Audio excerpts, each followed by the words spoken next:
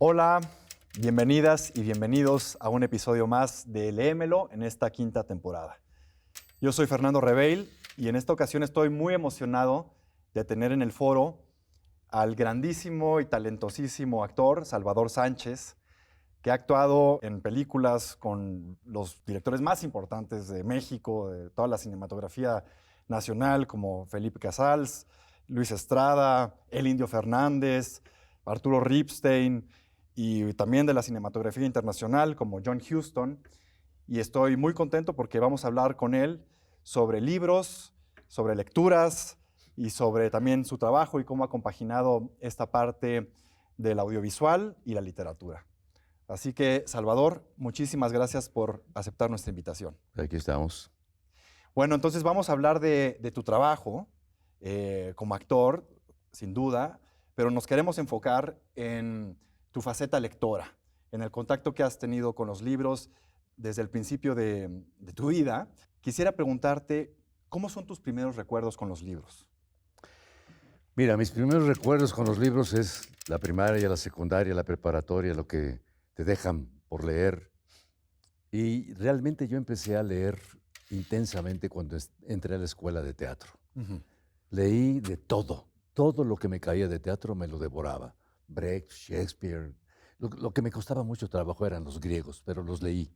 Shakespeare, Ibsen, Strindberg, de todo. Leía de todo. Pero era literatura dramática. Ujú. Realmente la lectura, digamos, no dramática como Pedro Para, como Cien años de soledad, yo lo leí hace quizá unos 50 años, Ujú. ya había terminado la escuela de teatro, y en una noche leí Pedro Páramo. En una noche. Es un libro corto, es una novela corta. Me maravillé, me emocioné. A mí la lectura me emociona. Casi me hace llorar varias cosas. Cien años de soledad, bueno, la leí también hace como unos 50 años y la releí pues hace unos 16, 17 años que fui a hacer una película y tuve tiempo de leer y me llevé mis libros.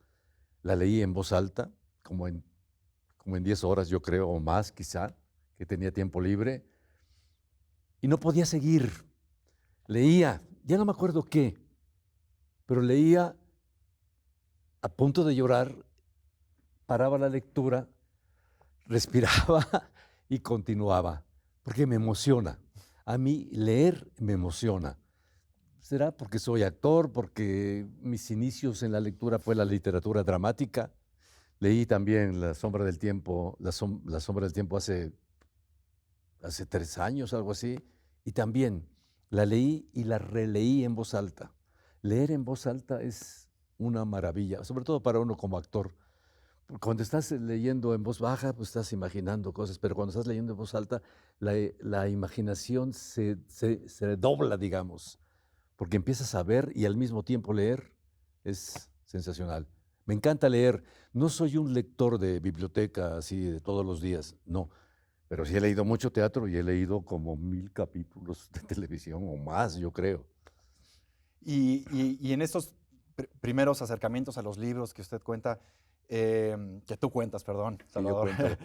eh, ¿recuerdas compartir estas lecturas con algunos amigos tuyos, quizá de la escuela, estos intercambios que había, o había algún maestro que te haya inspirado particularmente para introducirte en este material? Sí, sobre todo en la escuela de teatro, Carlos Ancira, un extraordinario actor, fue mi maestro en primer año de la escuela y sí nos mandaba a leer a Sartre, a Camus, porque estaba muy de moda en ese entonces el existencialismo, el nihilismo y todo. Y nos mandaba a leer. Eso fue como mi primer acercamiento ya con la literatura, no Ujú. dramática. Ujú. Y entendía realmente muy poco, porque eran textos quizá un poco áridos para mí, acostumbrado a leer acción, Sí. que es el teatro. Eso fue de los primeros acercamientos y motivado por mi querido maestro, que paz descanse, Carlos Ancira, maravilloso maestro. Mm. ¿Y tiene usted, perdón, tienes tú algunos rituales de lectura en particular? Es decir, ¿te gusta leer en la mañana, en la noche, quizá con música, en silencio, en exterior o en interior? Mira, yo vivo cerca de Cuernavaca, tenemos 2 espacios teatrales ahí, y tengo para leer 1000 metros. Entonces, a veces leo en la recámara, o me voy al estudio en la parte de arriba, o me salgo a donde tengo el espacio teatral, la tengo ya una mesa, y generalmente, y no todos los días, hay momentos en que digo, tengo que leer, y tengo que leer en voz alta porque me gusta leer en voz alta. No soy un gran lector en voz alta porque no soy locutor, pero sí me encanta leer en voz alta porque cuando tienes algún pequeño traspiés te regresas y entiendes mucho más lo que estás leyendo. Tengo infinidad de espacios donde yo vivo para leer y a veces dejo de leer 15 días y de repente me entran las ganas y me voy al libro y generalmente tengo libros como Ibargüengoitia, man. Extraordinario también escritor. Agarro un libro de Ibargüengoitia que leí hace 5 años y lo releo. Y voy a Rulfo y lo releo. Me gusta mucho porque me emociona. Quisiera leer más tiempo, pero pues leo pues capítulos de telenovela. Está bien, no. Bueno, ¿qué te parece si empezamos con el primer libro que trajiste para este capítulo, que es nada más y nada menos que Pedro Páramo? Aquí leemos un pedacito. De Juan Rulfo, ¿sí? ¿Quieres primero hablar de cómo llegó este libro a tu vida? ¿Cómo fue la primera vez que te lo encontraste? ¿Quién te lo recomendó? Fue terminando la escuela de teatro, ya lo dije. Pues alguien me lo recomendó, no me acuerdo. Y lo leí en una noche y me emocionó y realmente lo amo. Amo a Rulfo, a Pedro Páramo, Llano en Llamas. Me leí todos los cuentos de Llano en Llamas. Es más, en mi espacio allá teatral yo quise hacer algunos cuentos del Llano en Llamas con audiovisual, porque casi todo, como el mecanismo es que alguien está platicando lo que pasó. Entonces dije, y con gente de ahí, cerca de donde yo vivo. No se me hizo porque de repente uno tiene planes y te sale una película y te vas y te olvidas, o haces una obra de teatro y te olvidas de las cosas que tú quieres hacer aquí, en corto, con tu medio. Pero pues no he leído más de Rulfo, más que esas dos. Creo que tiene por ahí el Gallo de Oro, Gallo pero de Oro. en realidad es en otro formato. Es como un guión cinematográfico. Vi la película. Eso fue, así fue. Realmente ha pasado tanto tiempo que no tengo el dato preciso. Bueno, pues en caliente vamos El principio. a leer, vamos a esperar un poquito el ambiente para la lectura.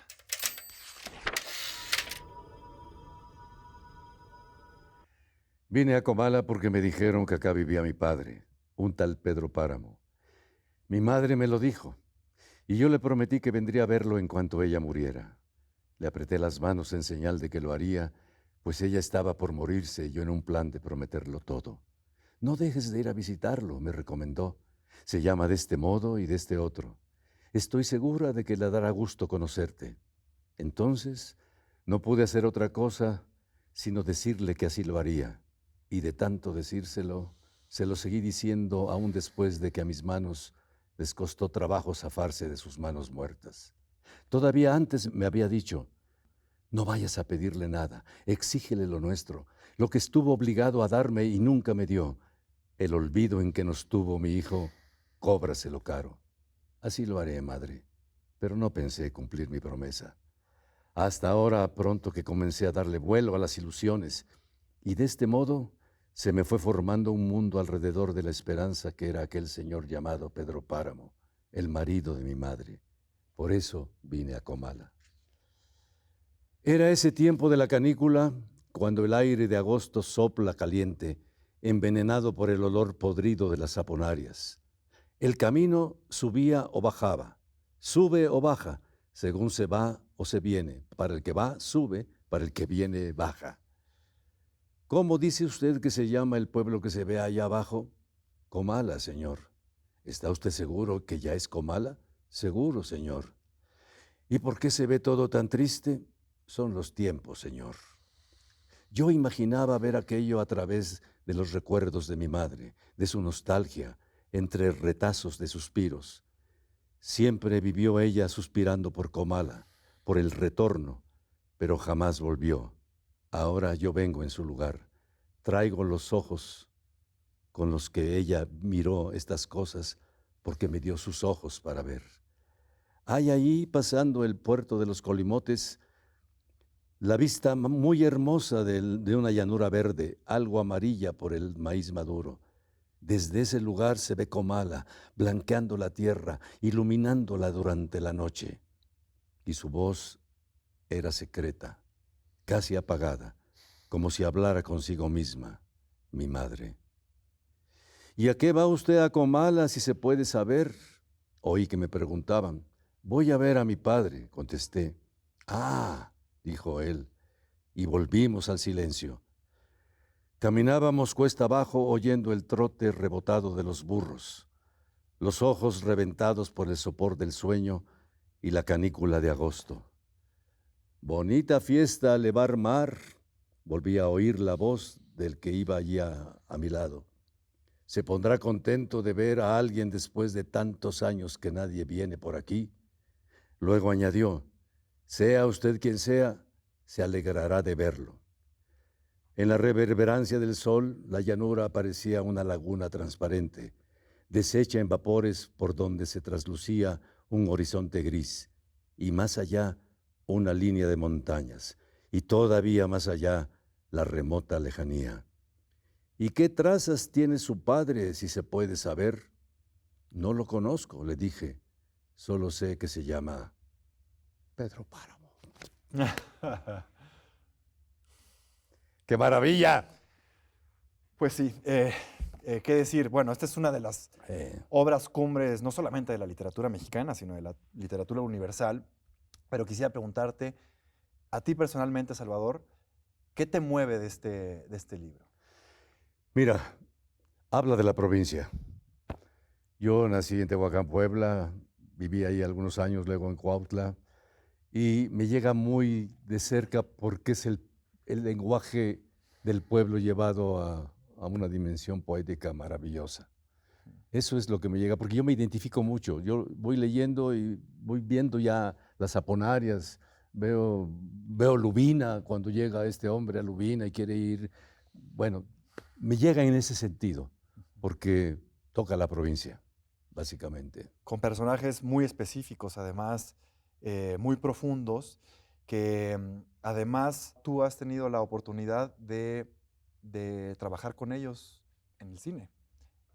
No solamente actuando un personaje de Juan Rulfo, digamos, de otro cuento del libro del Llano en Llamas, No oyes ladrar los perros, y también tú dirigiste una versión cinematográfica Sí. de Pedro Páramo. ¿Cómo fue esa experiencia? ¿Cuál es la complejidad de traducir estas palabras y estas imágenes y esta musicalidad poética al cine? Mira, yo creo que esto es para leer, para imaginar, para disfrutar. Llevar al cine Pedro Páramo, 100 años de soledad, creo que debe quedarse aquí. Yo me atreví en el Canal 11 y fue un gran pecado de mi parte, pero yo amo a Rulfo, amo a Pedro Páramo. Entonces, estaba yo haciendo un teleteatro en el Canal 11 y Cristina Rubiales, que era la organizadora de producción, me vio que llegué a grabar un programa X con Rulfo. No sé si Pedro Páramo o algún otro libro. Y me dice, ¿por qué no diriges Pedro Páramo? Digo, no. ¿Qué te pasa, Cristina? No. Ajá. Volví a trabajar en otro cuento, en otro teleteatro posteriormente, y me dice, ¿ya pensaste eso? Pues ya me dejaste con la tentación, pero es que es un atrevimiento. Llevar esto al cine o a la televisión es un atrevimiento, es para leer, para disfrutar la lectura. Le dije, pero ¿cuál es tu plan? Ya como que ya empecé a ceder un poco. Dice, mira, vamos a hacer de Pedro Páramo 5 partes, como 5 capítulos. Ok, bueno, entonces, ¿y dónde la vamos a hacer? Pues hay que escoger las locaciones y todo. Le digo, mira, te propongo una cosa. Yo tengo un amigo, Federico Weinsgarshofer, que en paz descanse, que yo hice varias películas con él en 16. ¿Por qué no la hacemos en 16? Y yo le pido a Federico, si quiere, y a su esposa Patricia, que llevaba la producción, que se sume a este proyecto para hacerlo en 16 milímetros. Ujú. Ok. ¿Pero qué? Pues no hay dinero, mano. Pues, ¿cómo? Ok, vamos a buscar locaciones. Y yo había ya hecho una película, El recurso del método, en Real de 14, que es un pueblo maravilloso, abandonado. Bueno, ahora ya no es tanto porque hay mucho turismo, y porque esto fue hace muchos años. Y le dije, pues vamos a escoger locaciones. Me gusta Real de 14 para que sea Comala. Y ahí nos fuimos en un carrito. Ahí vamos. Con mucho frío llegamos, ahí escogimos. Y le dije a Federico, oye, pues vamos a escoger las locaciones. Y ya, escogimos locaciones y ya quedamos para grabar, para filmar. Pero pues no había recursos. Yo había imaginado todo esto con apariciones, con disolvencias, con la llegada de Juan Preciado a Comala, que se le aparecen gentes y oye voces y todo. Pues no había recursos, pero lo hicimos así. Yo le dije a Cristina, no voy a quitar, voy a poner ni a corregir absolutamente nada, ni una coma. Lo que yo voy a hacer es voy a sacar pedacitos, ¿sí? Y los vamos a escenificar, entre comillas, ¿no? Y así lo hicimos pedacito acá cuando llega Juan Preciado a Comala, y tuve el atrevimiento, que no se ha visto, no sé, en alguna otra versión, de meter a 2 actores en una tumba, en un cajón, allí en los estudios de Canal 11, a los dos, a Juan Preciado y a Dorotea, cuando están platicando, porque todo esto, todo lo que dice aquí al principio, es la plática de un muerto a otra muerta, ¿no? Y tuve ese atrevimiento y quedó bien. Y luego estábamos en ese entonces en el SAI, el Sindicato de Actores Independientes. No podíamos llamar a actores que cotizaran para la ANDA, pero hice un excelente reparto. Hice a mi hermano Guillermo, que hacía Pedro Páramo, que en paz descanse, Memito. Claudio Brook hacía Bartolomé San Juan, la misma, la Rubiales hacía Susana San Juan, Arturo Beristain hacía Juan Preciado, ¿quién más? Varios. María Rojo hacía la que se vuelve piedra, ¿cómo se llama? La esposa de Donis. Muchos compañeros de ese entonces que no trabajaban en la industria porque estábamos, entre comillas, vetados, porque pertenecíamos a un sindicato que no estaba reconocido por el gobierno. Pero fue una experiencia sensacional. Y yo lo hice con intuición, sin conocimiento de muchas cosas. Yo me apoyé mucho en Federico, en tomas, en cosas, y nos fuimos a filmar a Real de 14. Allá hicimos la mayoría de todo. Y luego algunas cosas en estudio, y no la he visto. Vi algunos cortes, pero no la he visto completa. Bueno, pues es con todo este conocimiento del libro y con todo este grandísimo reparto y grandes colaboradores, ni siquiera así salió un resultado satisfactorio para ti, y lo cual me parece una gran invitación para que cuando veamos una adaptación al cine de una novela, vayamos a la fuente original del libro, ¿no? Sí. Pues bueno, es un placer estar conversando ahorita con Salvador Sánchez. Y tenemos que ir a un corte, pero los invitamos a que sigan con nosotros para seguir hablando de más libros.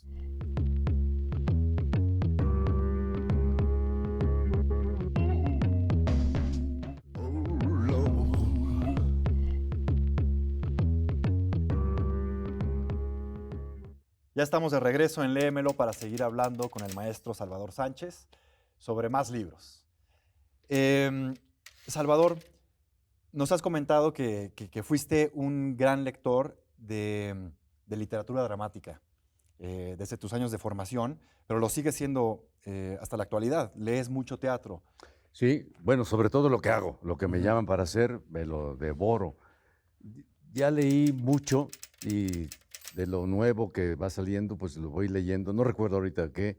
Acabo de hacer una obra de Marina Carr, una autora irlandesa, La niña en el altar. Maravilloso texto, con un reparto maravilloso. Marina de Tavira, Alberto Estrella, La Borrotto, Emma Div, mi querido Everardo. Y fíjate qué curioso. ¿Será porque me gusta mucho el contacto con esto? Yo en esa obra aparecía nada más en el segundo acto. En el primer acto me salía del camerino a oír a mis compañeros, a oír ese texto maravilloso. Disfrutar eso era increíble. Lo seguí haciendo, hicimos una temporada el año pasado, luego este año, y eso hacía todas las noches. El primer acto, escuchar, que estaban espléndidos mis compañeros. Y en el segundo, pues ya entraba en acción a lo demás. Y sí, lo que me cae, yo y procuro ambientarme bien de la época, si es época, leer más de los autores para tener más, pues más conocimiento y más cercanía. ¿Qué lees? ¿Fuentes históricas, novelas relacionadas con el mismo tema? Generalmente me voy a internet y leo una obra más de quien está, por ejemplo, ya leí una que se llama Sueño en Cordelia de Marina Carr, que probablemente se ponga. Me voy a biografías, si hay un material de alguna puesta en escena del país, también la veo. Pero como no vamos a copiar, nada más como para nutrirse un poquito, porque el director, en este caso Enrique Singer, maravilloso, tenía una idea padrísima que llevó a cabo espléndidamente bien, y vi algunas cosas de esta misma puesta en inglés, no sé si en Londres o en Irlanda, que no tenía nada que ver con lo que logró Singer visualmente. Padrísimo. Entonces, yo generalmente si veo algo y digo, ya sé que ya se puso, me voy a dejar guiar por quien la está poniendo en este momento. O si yo voy a hacer, yo dirijo también, tengo dos grupos, tengo un grupo de teatro cerca de Huitzilac, cerca de Cuernavaca, y he puesto cosas, por ejemplo, puse Señorita Julia y fui a ver una versión que no me gustó. Yo la hice en la escuela de teatro, hice una escena de Señorita Julia, y desde entonces dije, voy a ponerla algún día, y ahora que tengo mi grupo, la puse, y nos quedó padrísima, mano. Entonces voy a las fuentes a saber más sobre Strindberg y todo así. Y sin intentar copiar, o ver algo es como una referencia nada más allá, ya lo hicieron. Y como actor, ¿qué importancia tiene leer? No solamente el material que se va a interpretar, sino en la vida. ¿Es importante para un actor mantenerse leyendo? Absolutamente, y sobre todo novela. Hace muchos años yo había salido de la escuela y hicimos una obra de teatro, Sueño en una noche de verano, donde yo conocí a Susana Alexander, una grandísima actriz y amiga mía, y me recomendó, lee novela. Y cuanta novela me caía, yo me la devoraba. Porque es bellísimo, estás leyendo y estás viendo, y te está llevando por donde quiere llevar del autor. Y vas viendo personajes y, bueno, estás casi dramatizando lo que estás leyendo. Creo que la lectura de novela para un actor es fundamental, porque es como una fuente de imágenes. Nosotros trabajamos con imágenes, actores, imágenes. Lo que sale por acá tiene que estar filtrado por ahí en el cerebro o en la panza, donde sea, y son imágenes. Entonces, y la novela te da mucha imagen, porque no es dramático, son narraciones. Entonces, vas leyendo y vas imaginando. Me encanta, y cuantas novelas de todo tipo, ¿eh? Yo leí en esa época por un consejo que me dio mi amiga Susana, que acababa yo de salir de la escuela, ya habiendo leído mucha literatura dramática, pues novela. Y cuando llegó Pedro Páramo, cuando llegó 100 años de soledad, pues, ¡oh! Bueno, pues hablando de novelas, vamos a pasar a una que prácticamente no necesita presentación, y es nada más y nada menos que 100 años de soledad. ¿Cómo llegaste a este libro? También alguien me la recomendó. Bueno, saliendo de la escuela, en las reuniones o algo, ya leíste fulano, ya leíste esta obra, ya leíste esta novela. Y así fue quizá con Pedro Páramo también. ¿Ya la leíste? No, la voy a leer. Y me enamoré. Es una novela maravillosa, maravillosa. Y la lees en voz alta, nos contaste, y aquí quisiera mencionar que preparándome para este programa estaba leyendo un prólogo que Gabriel García Márquez hace de Pedro Páramo, de Juan Rulfo, en donde él cuenta cómo su amigo Álvaro Mutis le recomienda este libro en un momento en el que estaba como bloqueado, por decirlo, no sabía cómo seguir escribiendo, y le dice, ten, léelo y aprende. Que una misma noche lo lee 2 veces seguidas y que de ahí se aprende prácticamente todo el libro de memoria. Entonces, ¿qué sientes tú cuando lees en voz alta? Mira, yo es como un poco el vicio del actor, quizá, el leer en voz alta. Me llega una obra, la leo así y después la leo varias veces en voz alta. Y mi personaje en voz alta, obviamente, antes de llegar al ensayo. Ya, me encanta mucho leer en voz alta, porque entiendo más, porque si me equivoco en una frase, me regreso y la entiendo más. Me gusta mucho leer en voz alta. 100 años de soledad, yo leí hace 50 años, 40, no sé cuánto tiempo, y fui a hacer una película a Tapalpa, Dios mío. Y había momentos en que no filmaba y me llevé mis libros y la releí en voz alta. Y me pasó lo que me pasa cuando leo Pedro Páramo, me emociono. La leí en voz alta porque tenía tiempo, 2, 3 horas al día, me iba a mi llamado, no tenía llamado al día siguiente, 2 horas, luego aquí. Y me pasaba algo, yo soy como muy intuitivo, yo realmente no soy un actor culto, informado, soy más intuición y más quizá talento que información, que cultura. Pero me emociona, yo llego a los libros a través de la emoción. Y si me emociona, me gusta. Y si me gusta, la recomiendo. Por ejemplo, con respecto a 100 años de soledad, la leí en voz alta y había momentos en que no podía seguir. No podía seguir porque se me salían las lágrimas. Ya ni siquiera me acuerdo de qué, pero sí del lenguaje. Maravilloso, maravilloso de García Márquez. Entonces, ¿qué te parece si leemos el inicio de esta increíble novela? ¿Sí?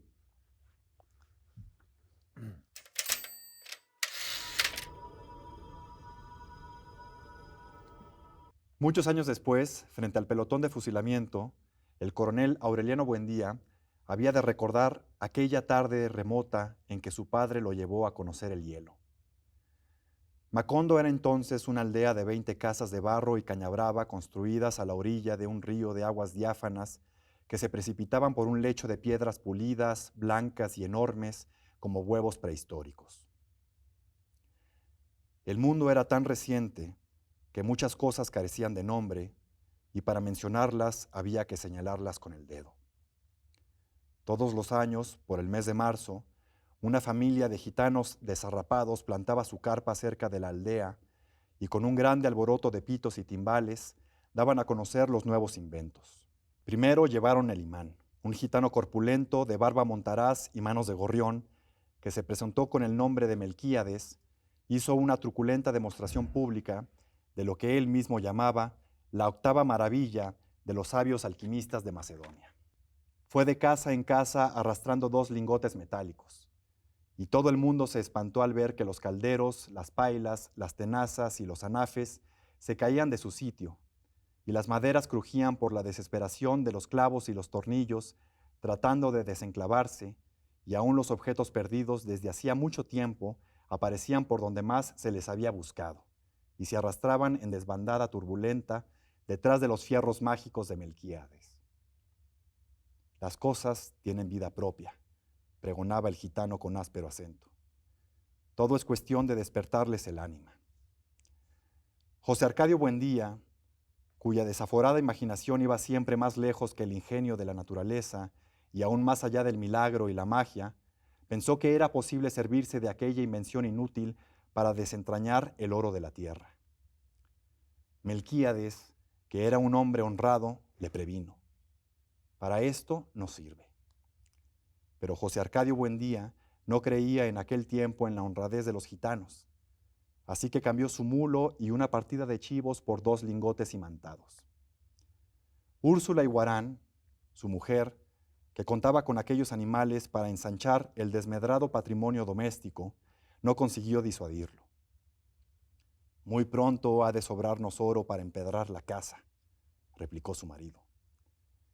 Durante varios meses se empeñó en demostrar el acierto de sus conjeturas. Exploró palmo a palmo la región, inclusive el fondo del río, arrastrando los 2 lingotes de hierro y recitando en voz alta el conjuro de Melquíades. Lo único que logró desenterrar fue una armadura del siglo XV con todas sus partes soldadas por un cascote de óxido, cuyo interior tenía la resonancia hueca de un enorme calabazo lleno de piedras. Cuando José Arcadio Buendía y los 4 hombres de su expedición lograron desarticular la armadura, encontraron dentro un esqueleto calcificado que llevaba colgado en el cuello un relicario de cobre con un rizo de mujer. Padrísimo. Qué belleza.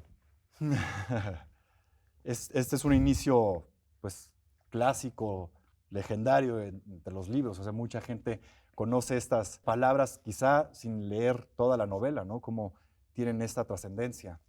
Sí. Yo creo que el inicio de 100 años de soledad de Pedro Páramo, de otro libro, ahí te prende. Ahí dices, yo quiero saber más, quiero ir más allá. Yo creo que si un autor te agarra en las primeras 2, 3 páginas, ya la hizo. Te vas.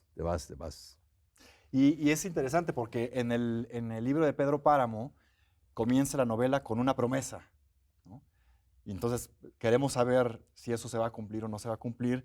Y en esto lo que a mí me llama tanto la atención es cómo está un hombre frente a la muerte, en un paredón de fusilamiento, recordando pues, los inicios de su vida y cómo a partir de aquí va a trazar toda la historia del linaje familiar. Sí.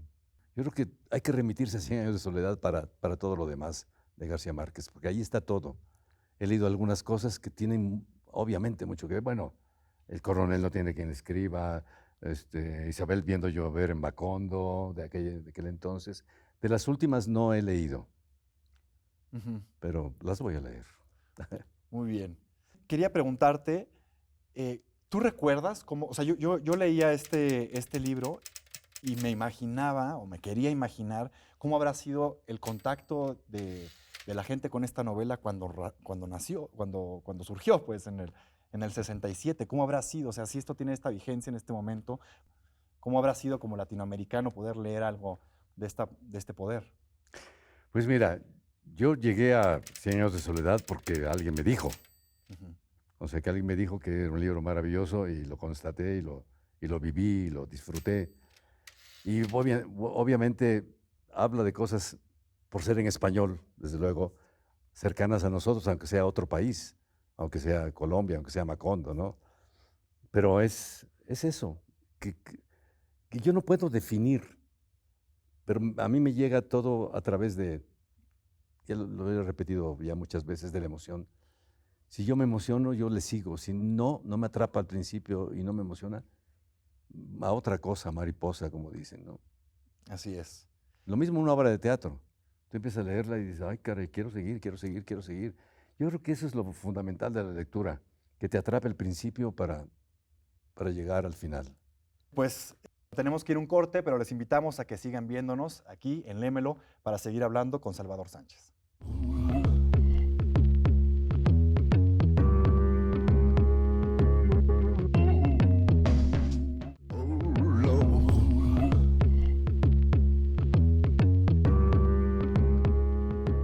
Seguimos en Léemelo conversando con el maestro Salvador Sánchez y quería ahora introducir el tercer libro que escogiste para este programa, que es La sombra del viento, de Carlos Ruiz Zafón, un novelista contemporáneo español.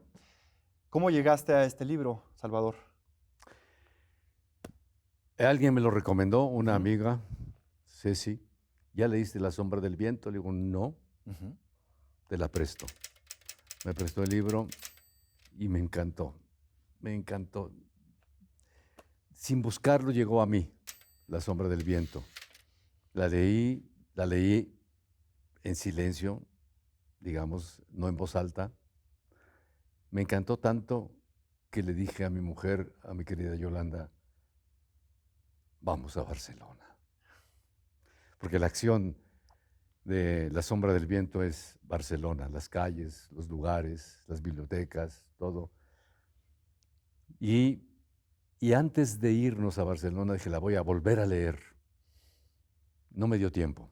No me dio tiempo de leerla, el preparativo del viaje. Estaba haciendo una película antes de irme a a España. Fuimos a Barcelona, a Madrid y a Londres. Y no me dio tiempo. Y llegando del viaje, la volví a leer en voz alta.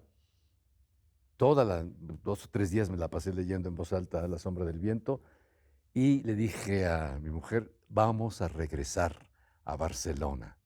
Quiero ir a las Ramblas, quiero ir al Tibidabo, quiero ir a todo lo que describe Zafón en esta maravillosa novela. Quiero vivirlo, porque así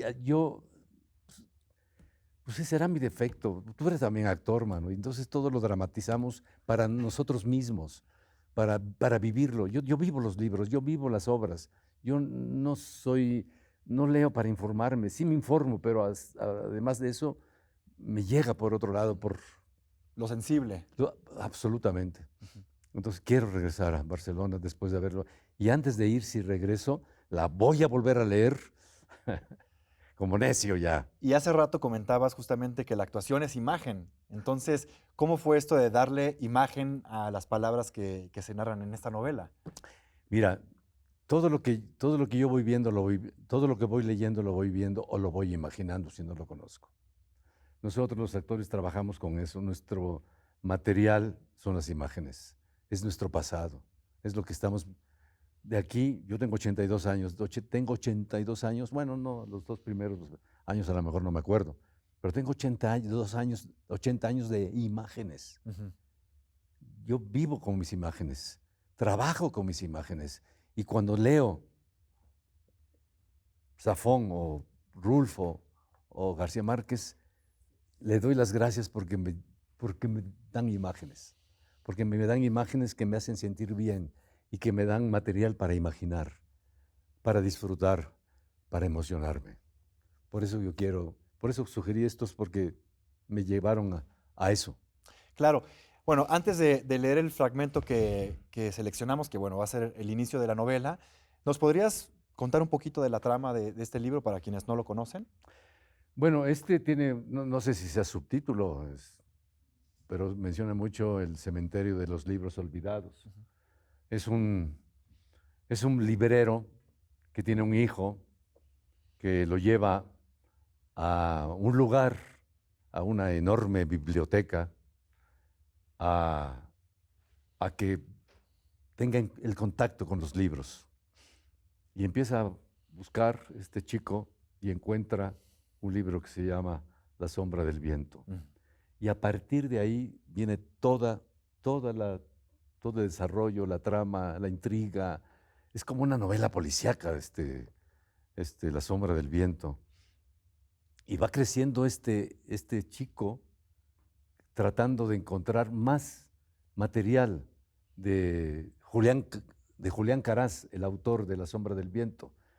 Y nos lleva por todo Barcelona con diferentes personajes, diferentes lugares, tratando de encontrar un libro más de Julián Caraz. Bueno, más o menos por ahí va la cosa. Perfecto. Pues bueno, con esta introducción vamos a dar lectura en voz alta. ¿Qué te parece? Bien.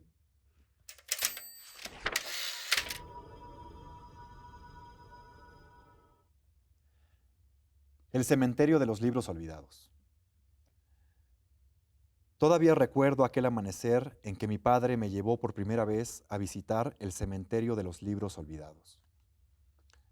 Desgranaban los primeros días del verano de 1945 y caminábamos por las calles de una Barcelona atrapada bajo cielos de ceniza y un sol de vapor que se derramaba sobre la Rambla de Santa Mónica en una guirnalda de cobre líquido.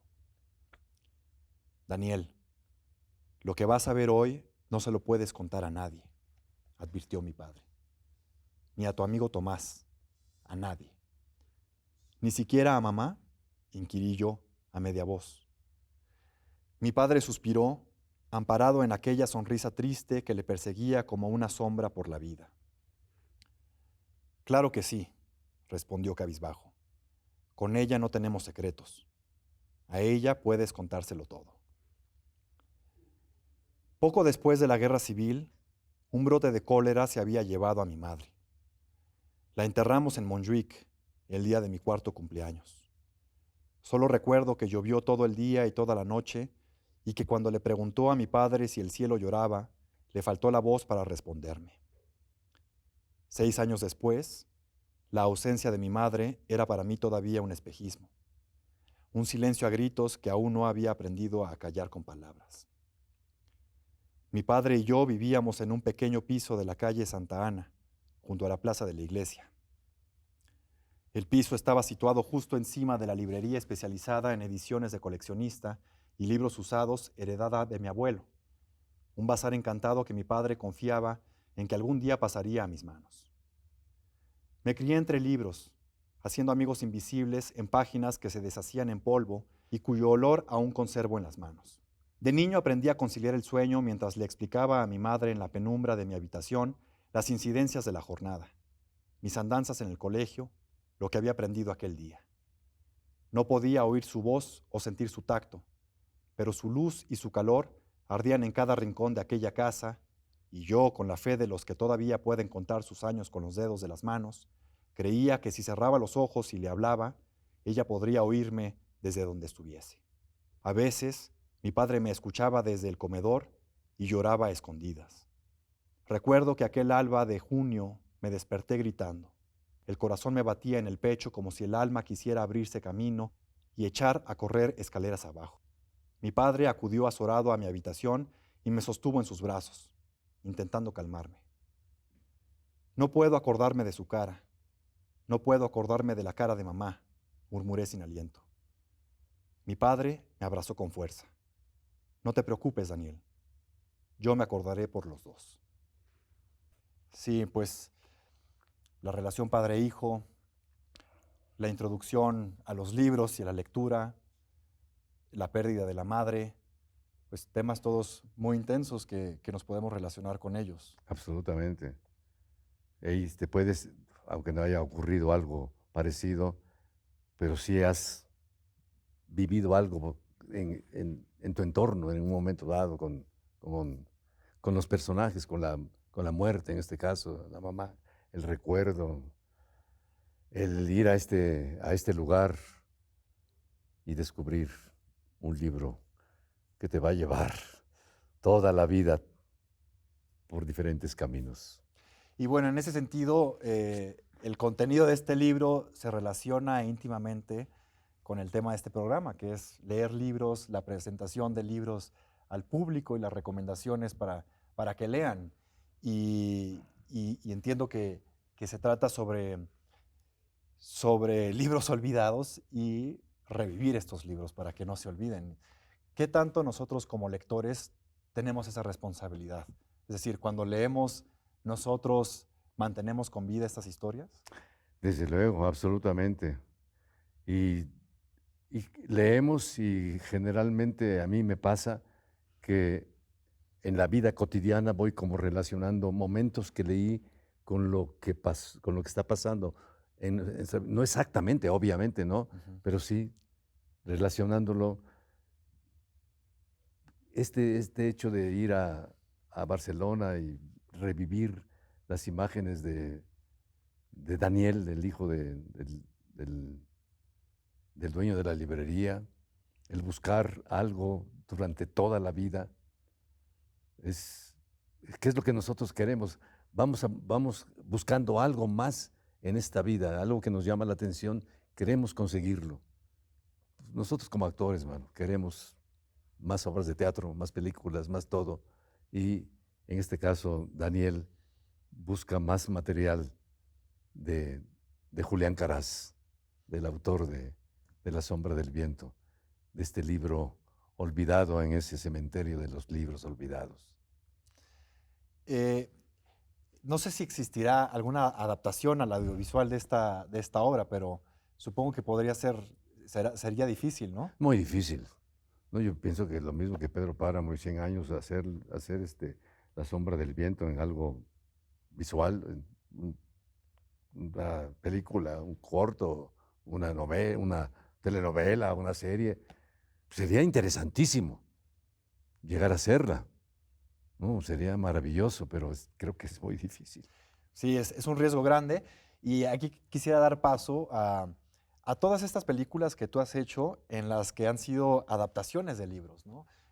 Lo primero que me viene a la mente es Bajo el volcán, de Malcolm Lowry, por ejemplo. Las muertas, de Ibargüengoitia. Ujú. ¿Cómo es esta experiencia? O sea, estos son resultados que supongo te han dejado satisfecho de estas películas. ¿Y cómo fue tu experiencia primero de leer el libro original y luego ver la película? Sí. Bueno, cuando me hablaron para Bajo el Volcán, yo fui a Cuernavaca. Yo vivía en México, fui a Cuernavaca a entrevistarme con Houston, y estaba ahí Tom Shaw, su asistente. Fui porque me mandó recomendado Claudia Becker, y me dijeron que no, porque no sé, ya no sé qué pasó, pero me dijeron que no iba yo a trabajar. Bueno, a los 8 días o a los 3 días me habla Claudia que sí te quieren para ser un personaje Bajo el Volcán. Digo, pues ya me dijeron que no. Dice, no, es que te quieren para otro personaje. Y ocurrió algo bastante curioso y simpático. Bueno, más que bien curioso. Claudio Obregón, un gran actor, que en paz descanse, mandó un material de un cuento que nos había dirigido Benjamín Kahn, donde estaba Claudio, estaba María Rojo, Ana Ofelia Murguía, varios compañeros y yo. Y cuando vieron ese corto, mi querido amigo, compadre entrañable, Claudio Obregón, no se quedó en el papel para el cual él había mandado ese material. Viendo el material de Claudio Obregón, de ese cuento donde yo trabajaba, así me escogieron. No inicialmente para el personaje, que no sé, ya no me acuerdo ni cuál era, y me escogieron para el que mata al cónsul al final. Así fue. Bueno, cuando dijeron que yo iba, pues luego, a leer la novela. Me costó mucho trabajo. Me costó trabajo porque es la narración de un cónsul de los años 40, 50, que es dipsómano, que toma mucho y brinca de una imagen a otra. Realmente me costó mucho trabajo leer Bajo el Volcán. Ya cuando leí el guión, pues ya es un poco más accesible, digamos. A lo mejor peco de decir de accesible, ¿no? Lo que pasa es que un guión tienes que resumirlo a 2 horas, y un libro, no sé, son 10 horas, 15, no sé. Muchas más, quizás. Quizá más. Ajá. Y así llegué a hacer Bajo el Volcán con John Huston. Increíble. Y bueno, tenemos que ir cerrando este programa. Habría muchísimos libros más que podíamos mencionar que has leído, pero concentrémonos en algunos pocos que nos podrías recomendar antes de dar por terminado este programa. Leí hace poco un libro de una española que se llama El infinito en un junco. Maravilloso. Es como el inicio de lo que en un principio fue narración, luego ya se hizo físico, Se materializó en se libros. materializó. De Irene Vallejo. De Irene Vallejo. Espléndido, me encanta mucho. Ojalá lo puedan leer. A mí también me encantó ese libro. Que últimamente más, pues creo que es lo último que tengo, que leí hace como unos 6 o 7 meses. El infinito en un junco. Espléndido texto también. Algo de teatro que quizás nos podrías recomendar, de algo que leas, quizá no para el trabajo, pero que tú hayas leído en casa. ¿Qué he leído últimamente de teatro? Pues una obra de Marina Carr, Sueño en Cordelia, que está basado en El Rey Lear. Es un texto padrísimo. No sé si esté publicado, la obra me la pasó Enrique Singer para leerla, para posiblemente ponerla más adelante. Si la tienen por ahí, léanla. Eso de teatro. ¿Qué más? Bueno, estoy releyendo ahorita porque vamos a hacer en nuestro espacio Los árboles mueren de pie, de Alejandro Casona, que es un autor de 1950 por ahí. Redescubrí ese tipo de teatro que uno ya, no es que menosprecie, pero te dicen algo en español, Alejandro Casona, Usigli con todo su valor, Magaña, y te vas a otros autores, dices, ay no, pero tenemos aquí en México maravillosos autores. Y Alejandro Casona, que no es mexicano, es español, vamos a hacer esta obra, estoy redescubriendo ese autor que es espléndido autor teatral. Bueno, pues ojalá tengamos oportunidad de ver las dos obras que acabas de comentar, tanto la de Marina Carr como la de Alejandro Sería Casona. padrísimo. Pues, Salvador, muchísimas gracias por haber aceptado esta invitación y por esta conversación tan rica y por todas estas recomendaciones que nos has dado. Y una cosa, lean porque es fundamental para la vida, leer. No nos quedemos aquí, vayamos más allá a través de los libros. Es importantísimo para la vida leer, porque vives otras vidas, otros lugares, otras emociones, todo está en un libro. A través de aquí puedes irte al infinito. Muchísimas gracias. Y ustedes que nos han estado viendo, muchísimas gracias por su compañía. Les invitamos a que nos sigan viendo en los siguientes episodios a través de TV UNAM y Canal 22. Yo soy Fernando Reveil y nos seguiremos viendo por acá. Muchas gracias.